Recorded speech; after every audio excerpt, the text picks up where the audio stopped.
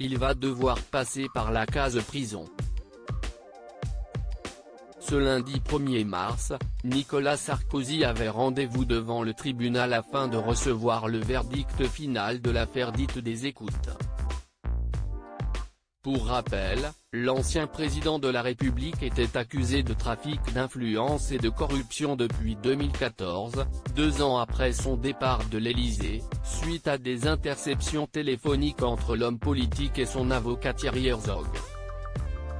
Des faits pour lesquels le mari de Carla Bruni a été reconnu coupable ce lundi par la chambre correctionnelle du tribunal de Paris. Il a ainsi écopé de 3 ans d'emprisonnement, dont un ferme.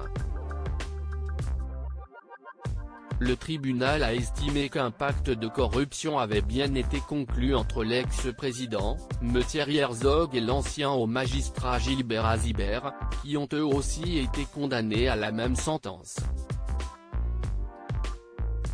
Il a été rappelé par la présidente de l'audience que les faits commis sont d'une particulière gravité ayant été commis par un ancien président de la République. Il s'est servi de son statut et de ses relations politiques et diplomatiques pour gratifier un magistrat ayant servi ses intérêts personnels, a-t-elle également justifié. Présent dans la salle, Nicolas Sarkozy n'a laissé transparaître aucune réaction et a quitté les lieux sans faire de déclaration. À noter qu'il s'agit de la première condamnation à de la prison ferme de l'histoire de la Ve République. Nicolas Sarkozy au cœur d'un autre procès si cette décision judiciaire ne risque pas de favoriser un éventuel retour en politique pour les présidentielles 2022, l'homme de droite de 66 ans n'a pas fini avec la justice.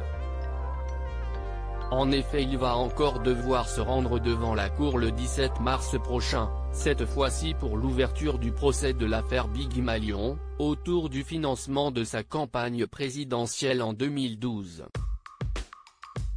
Il est accusé de financement illégal et de dépassement du plafond autorisé des dépenses.